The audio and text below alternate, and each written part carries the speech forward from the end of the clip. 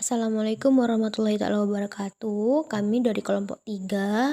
Hari ini kami akan mempresentasikan hasil diskusi kami dengan materi yang berjudul Manajemen Risiko Operasional Bank.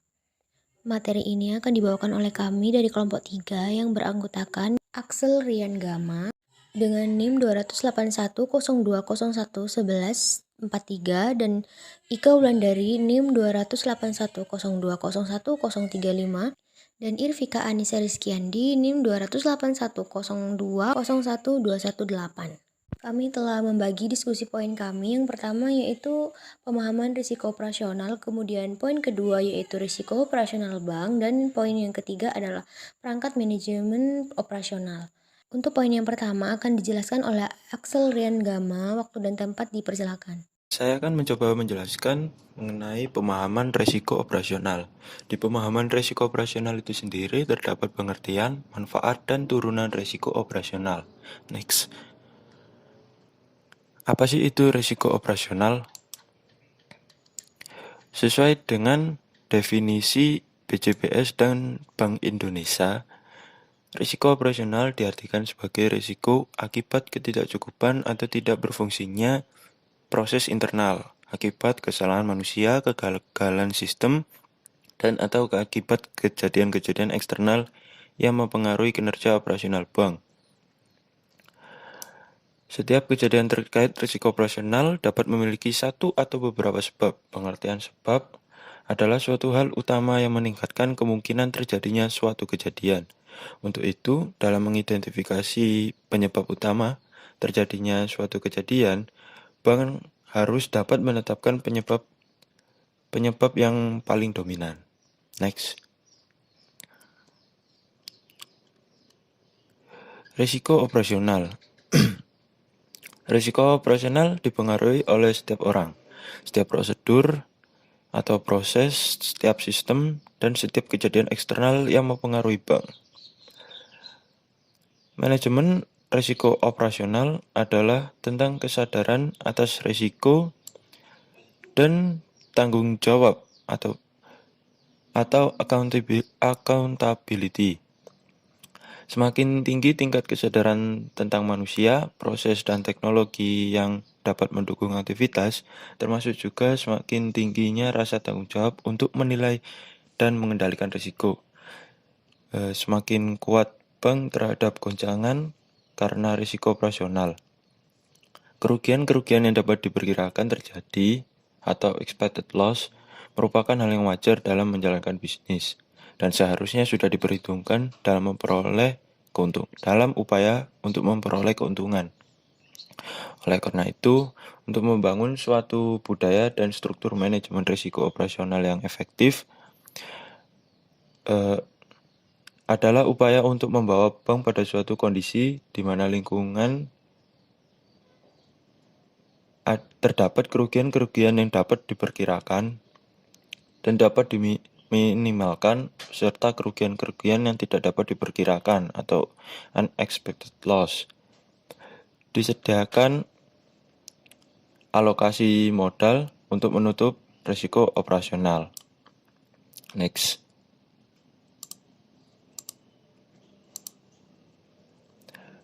Adapun manfaat manajemen risiko operasional yang efektif bagi bank. Yang pertama yaitu meningkatkan budaya sadar risiko, yang selanjutnya meningkatkan transparansi, meningkatkan efisiensi operasional dan proses pengambilan keputusan, meningkatkan profitabilitas dan penggunaan modal yang lebih optimal. Dan yang terakhir yaitu mengurangi beban modal untuk menutupi risiko atau yang bisa dibilang regulatory capital. Next. Terdapat juga turunan risiko operasional. Bank Indonesia membagi risiko menjadi 8 kategori, yaitu risiko kredit, risiko pasar, risiko likuiditas, risiko operasional, risiko strategik, risiko legal, risiko kepatuhan, dan risiko reputasi. Beberapa di antaranya yaitu risiko strategik, risiko kepatuhan, risiko legal, dan risiko reputasi pada umumnya dikelola dengan cara yang sama, seperti bank mengelola risiko operasional pada umumnya. Baik, untuk poin kedua akan dibacakan oleh Irvika Anissa Rizkyanindi. Waktu dan tempat dipersilahkan. Yaitu saya akan membahas tentang resiko operasional bank pada umumnya. Terbagi menjadi 4 bagian, yaitu resiko strategis, resiko kepatuhan, resiko legal, dan resiko reputasi. Yang pertama yaitu adalah resiko strategis pada bank. Resiko strategis ini dapat diartikan yaitu resiko akibat ketidaktepatan dalam pengambilan pelaksanaan suatu keputusan strategis serta kegagalan dalam mengantisipasi perubahan lingkungan bisnis. Resiko strategis ini biasanya berhubungan dengan keputusan-keputusan bisnis jangka panjang, seperti misalnya bisnis yang akan dikembangkan, bisnis yang akan dijual, atau bisnis yang akan diberhentikan. Nah, misalnya juga ada bisnis sebagai yang ditargetkan sebagai akuisisi. Seperti itu. Untuk mewujudkan tercapainya tujuan atas strategis ini, yaitu dibutuhkan strategis bisnis yang tepat, kebutuhan sumber daya untuk pencapaian strategis yang bagus, kualitas implementasi dan eksekusi, dan saluran komunikasi yang juga baik, sistem operasi, jaringan distribusi, dan kapasitas serta kemampuan manajerial yang terpadu. Oleh karena itu, risiko strategis ini menjadi populer di kalangan saat ini. Misalnya terjadinya peristiwa merger atau akuisisi bank pada saat terjadi krisis keuangan global. Nah, sebaiknya bank itu tidak meremehkan resiko strategis ini, karena resiko strategis ini sangat baik dan penting dalam operasional bank. Seperti itu. Nah, pada slide selanjutnya yaitu akan dibahas pengendalian resiko strategis dan proses identifikasi, pengukuran, pemantauan, dan sistem informasi manajemen risiko strategis itu sendiri. Yang pertama adalah pengendalian risiko strategis.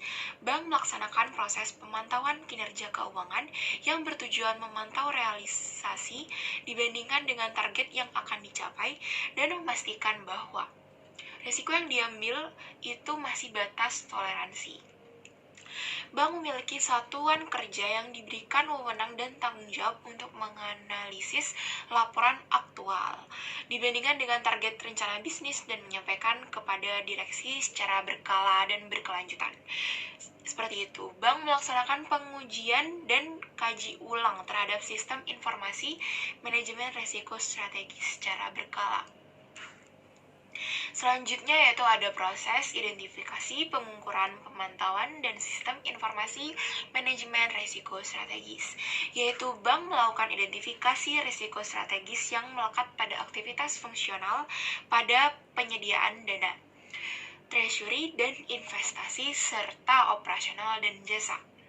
Bank melakukan pencatatan dan penatausahaan perubahan kinerja sebagai akibat implementasi atau pelaksanaan strategi, usaha maupun rencana bisnis yang telah ditetapkan, yang tidak terrealisir atau biasanya yang juga tidak efektif, terutama yang signifikan terhadap permodalan bank tersebut itu sendiri. Dalam proses pengukuran risiko strategis, bank dapat menggunakan kombinasi pendekatan kualitatif dan kuantitatif.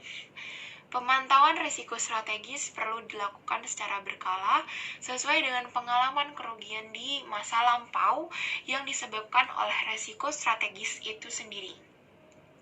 Lalu ada sistem informasi manajemen yang harus dapat menyediakan laporan eksposur risiko strategis secara lengkap, akurat, dan tepat waktu dalam rangka proses pengambilan keputusan oleh direksi bank itu sendiri. Untuk selanjutnya yaitu ada risiko kepatuhan dalam operasional bank. Risiko kepatuhan merupakan risiko kerugian finansial maupun non-finansial yang disebabkan bank itu tidak mematuhi dan tidak melaksanakan peraturan perundang-undangan dan ketentuan internal maupun eksternal atau peraturan lainnya yang berlaku. Pada dasarnya, risiko kepatuhan melekat pada risiko bank yang terkait pada peraturan perundang-undangan atau ketentuan yang sudah diberlakukan. Misalnya resiko kredit terkait dengan ketentuan kewajiban pemenuhan modal minimum. Biasanya juga ada resiko terkait batas maksimum pemberian kredit, resiko pasar terkait dengan ketentuan posisi devisa neto, atau resiko lain yang terkait dengan ketentuan-ketentuan tertentu.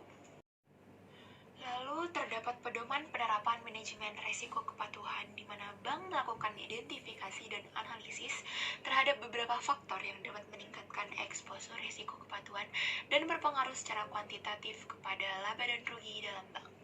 Seperti yang pertama ada aktivitas usaha bank, yaitu jenis dan kompleksitas usaha bank termasuk produk dan aktivitas terbaru. Yang kedua ada ketidakpatuhan bank, yaitu jumlah dan materialitas ketidakpatuhan bank terhadap kebijakan dan prosedur internal, peraturan perundang-undangan, ketentuan yang berlaku, praktik dan standar etika bisnis yang sehat. Dan yang terakhir ada litigasi, di mana jumlah dan materialitas dari tuntutan litigasi dan keluhan-keluhan nasabah itu sendiri. Bank biasanya memastikan efektivitas penerapan manajemen resiko bank dengan pengendalian resiko kepatuhan, yaitu yang pertama ada efektivitas independensi fungsi audit, unity quality assurance apabila itu ada dalam bank itu sendiri, dan satuan kerja manajemen resiko. Yang kedua ada akurasi kelengkapan dan integritas laporan serta manajemen sistem informasi. Yang ketiga ada keberadaan sistem pemantauan terhadap irregularitas yang mampu mengidentifikasi dan mengukur peningkatan frekuensi dan jumlah exposure resiko. Yang keempat yaitu ada tingkat responsif bank terhadap penyimpangan terhadap kebijakan dan prosedur intern bank itu sendiri. Yang terakhir yaitu tingkat responsif bank terhadap penyimpangan dalam sistem pengendalian internal bank.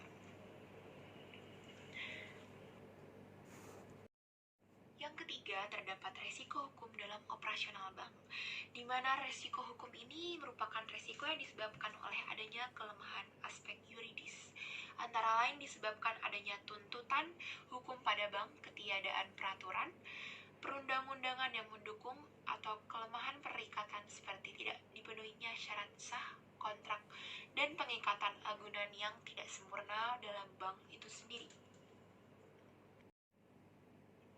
Lalu ada proses identifikasi, pengukuran, pemantauan, dan sistem informasi manajemen risiko hukum.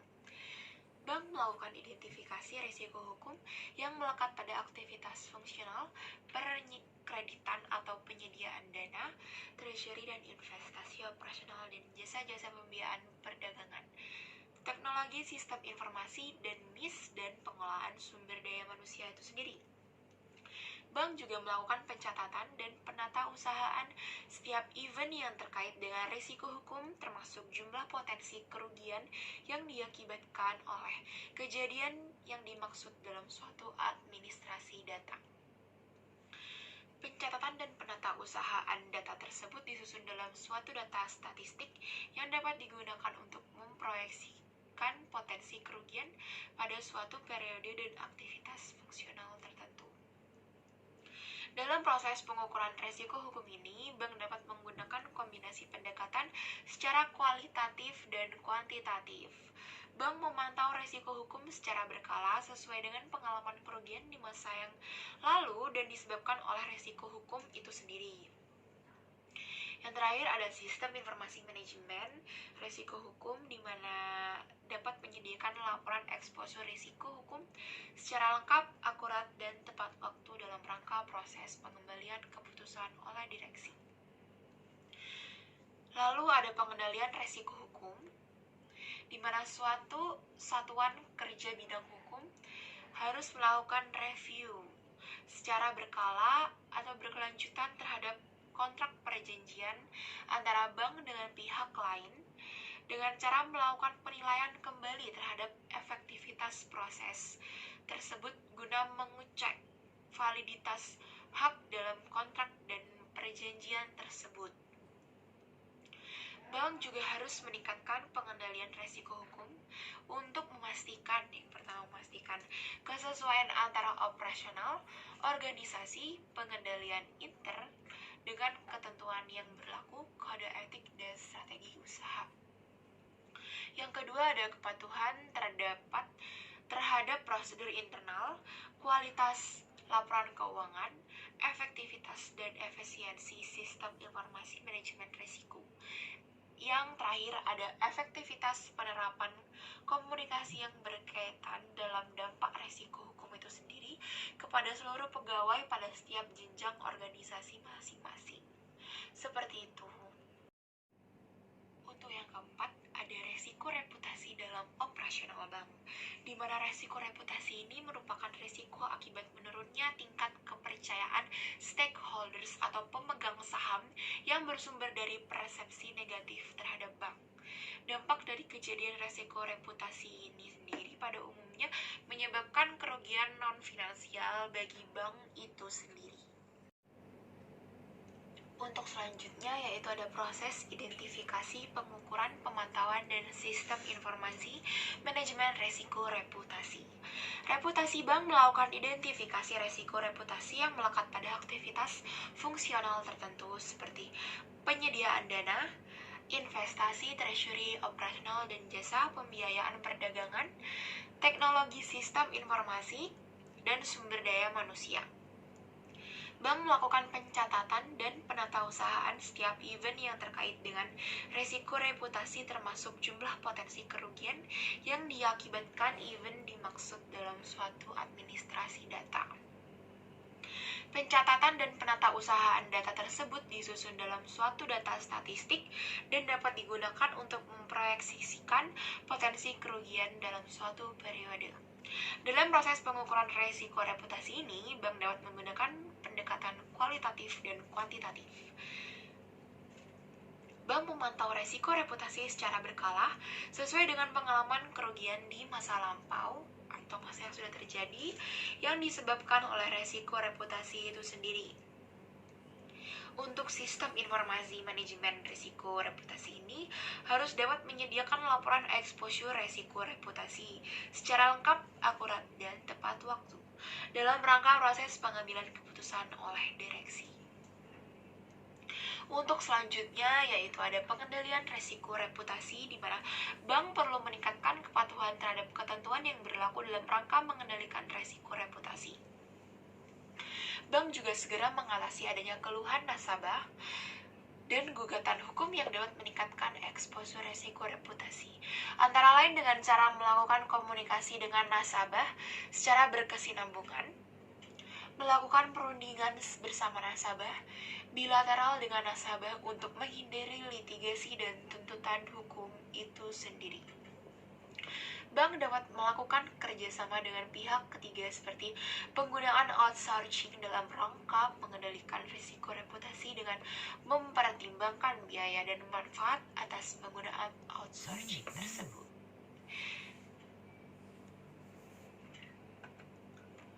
Baik, untuk selanjutnya yaitu ada risiko operasional bank yang akan dijelaskan oleh teman saya, Ika Wulandari. Kepada Ika dipersilahkan. Baik, untuk materi selanjutnya yaitu risiko operasional bank akan dibacakan oleh saya, Ika Wulandari. Nah, sebelum kita ke pembahasan, kita tentunya perlu mengetahui tentang risiko operasional bank itu sendiri. Apa sih itu risiko operasional bank? Nah, risiko operasional bank adalah setiap kejadian terkait risiko operasional event yang dipicu oleh beberapa jenis penyebab cause dan menimbulkan beberapa kategori dampak kerugian atau impact. Nah, risiko operasional sendiri sangat melekat keberadaannya pada semua produk, jasa, dan aktivitas bank. Untuk itu, perlu ada pemahaman risiko operasional yang seragam agar dapat menerapkan manajemen risiko operasional yang efektif. Setiap kejadian terkait risiko operasional event dipicu oleh beberapa jenis penyebab cause dan menimbulkan beberapa kategori dampak dan kerugian impact. Nah, untuk mengembangkan pemahaman risiko operasional yang seragam serta menerapkan manajemen risiko operasional yang efektif, bank perlu memahami konsep sebab, cause, kejadian event, dan akibat atau efek. sebelum melakukan proses identifikasi, pengukuran, dan analisis atas risiko-risiko operasional yang dihadapi. Nah, suatu kejadian pada umumnya mempunyai sejumlah penyebab dan dapat menimbulkan sejumlah dampak yang berbeda yang perlu diidentifikasi oleh bank. Nah, ketiga konsep utama dalam risiko operasional bank yaitu ada cause, event, dan effect. Yang pertama ada cause atau penyebab. Sesuai definisi risiko operasional, penyebab utama kejadian risiko operasional adalah karena faktor manusia, kegagalan proses internal, kegagalan sistem teknologi, dan kejadian eksternal. Namun, sebelum dikategorikan sesuai dengan definisi tersebut, perlu diidentifikasi akar penyebab dari kejadian atau event. Nah, dengan mengetahui penyebab kejadian terkait risiko operasional, bank dapat lebih mudah melakukan mitigasi dalam upaya mengurangi potensi kerugian akibat risiko operasional. Nah, contohnya nih, suatu event peristiwa perampokan pada suatu cabang bank dapat disebabkan oleh sistem pengamanan bank yang dinilai kurang memadai. Lokasi bank terletak di daerah yang rawan perampokan, kurang bekerja sama dengan pihak kepolisian atau sebab lainnya. Nah, kejadian seperti ATM bank yang tidak berfungsi dapat disebabkan oleh kualitas ATM yang dibeli bank tidak baik. Sebelum jelas siapa yang bertanggung jawab mengisi ATM, kerusakan jaringan di mana ATM menjadi bagian dari sistem dan ATM dirusak oleh pihak eksternal dan sebagainya. Kemudian yang kedua ada event atau kejadian. Nah, kejadian adalah suatu hal atau peristiwa yang terjadi dalam periode waktu tertentu. Nah, dalam menentukan suatu kejadian, risiko ke dalam kategori tipe kejadian harus didasarkan pada akar permasalahan atau kategori keadilan yang paling dominan. Nah, suatu kejadian atau risiko memiliki sifat yang ketidakpastian. Nah, ketidakpastian ini yaitu ketidakpastian bahwa akan terjadi sesuatu. Jadi, suatu kejadian itu tidak dapat dipastikan. Nah, agar data kerugian dapat digunakan secara seragam oleh industri perbankan, bank perlu memetakan setiap kejadian risiko operasional ke dalam 7 kategori. Di antaranya yaitu yang pertama internal fraud atau disebut kerugian akibat adanya kesengajaan dalam melakukan penggelapan, penyalahgunaan properti atau pelanggaran peraturan hukum atau kebijaksanaan dalam perusahaan. Nah, contohnya yaitu kerugian karena pemakaian komputer sistem oleh orang yang tidak berwenang untuk penggelapan aset perusahaan atau nasabah. Kemudian yang kedua ada external fraud atau disebut kerugian akibat adanya kesengajaan untuk melakukan penipuan, penyalahgunaan properti, atau pelanggaran hukum oleh pihak ketiga. Nah, contohnya yaitu kerugian karena perampokan kas dalam perjalanan.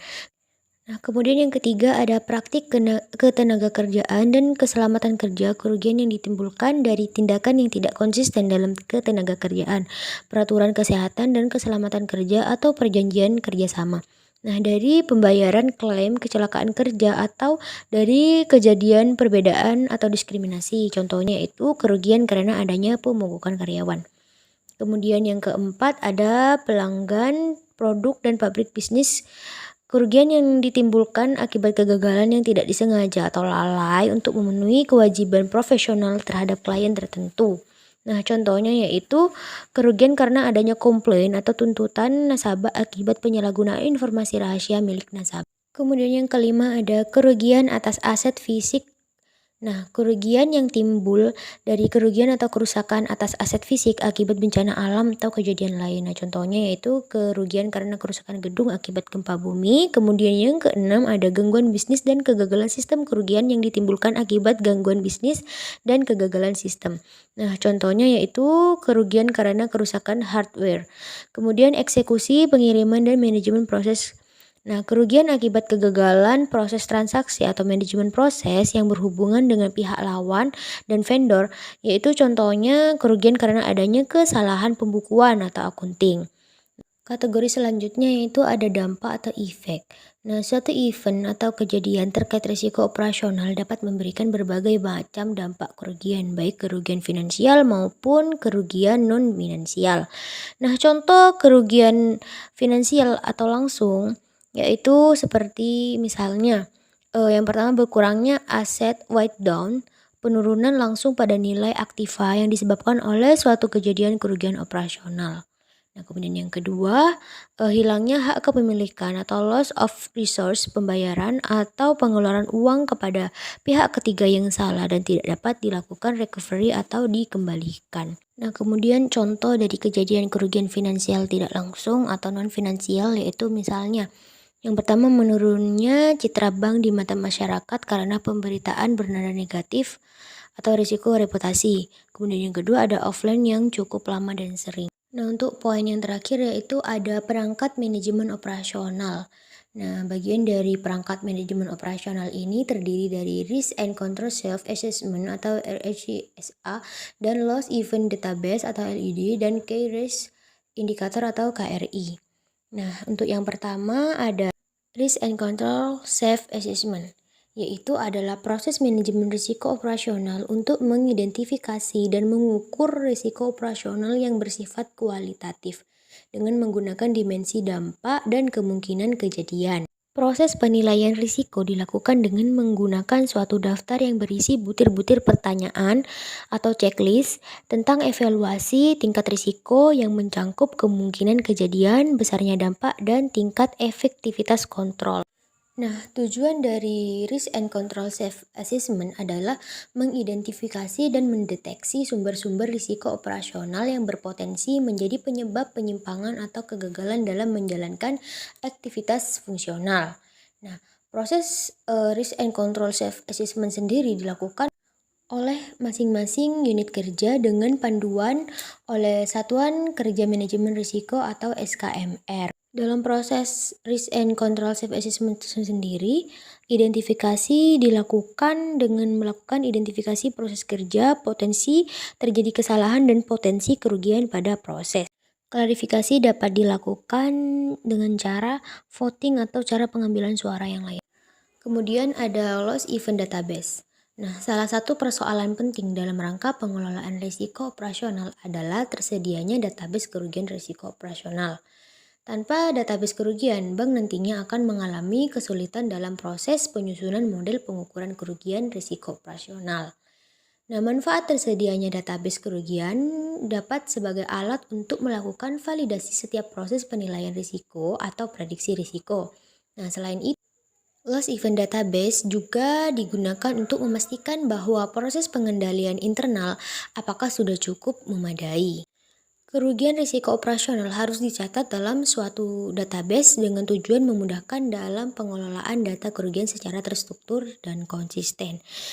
Selain itu, Loss Event Database juga digunakan untuk memastikan bahwa semua kejadian yang menimbulkan kerugian telah ditindaklanjuti sesuai dengan ketentuan yang berlaku sehingga penerapan manajemen risiko dan risiko lainnya di bank dapat berjalan secara efektif dan efisien, dan juga kerugian yang sudah terjadi tidak dapat terulang kembali.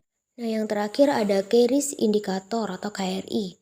Key Risk Indicator dapat digunakan untuk mengidentifikasi kecenderungan tingkat risiko operasional yang meningkat. Dengan ini, bank dapat mengidentifikasi dan menganalisis risiko sejak dini atas naik turunnya indikator tingkat risiko dalam rangka pengendalian setiap risiko operasional. Nah, manfaat dari KRI tersendiri itu adalah agar bank dapat memantau dan memprediksi risiko operasional, mengidentifikasi perubahan profil risiko operasional, serta memberikan masukan maupun pertimbangan kepada audit intern dalam menyusun perencanaan. Nah, biasanya masalah yang menjadi fokus pemantauan harian KRI dapat diambil dari hasil asesmen RSCA yang mempunyai kombinasi frekuensi, kejadian, dan dampak yang paling dominan pada unit kerja masing-masing. Nah, kalau RSCA kan dilakukan secara periodik, misalnya 3 bulan sekali. Nah, maka KRI dapat memantau risiko operasional setiap hari dengan membandingkan variabel kejadian dengan batas atau threshold yang ditetapkan.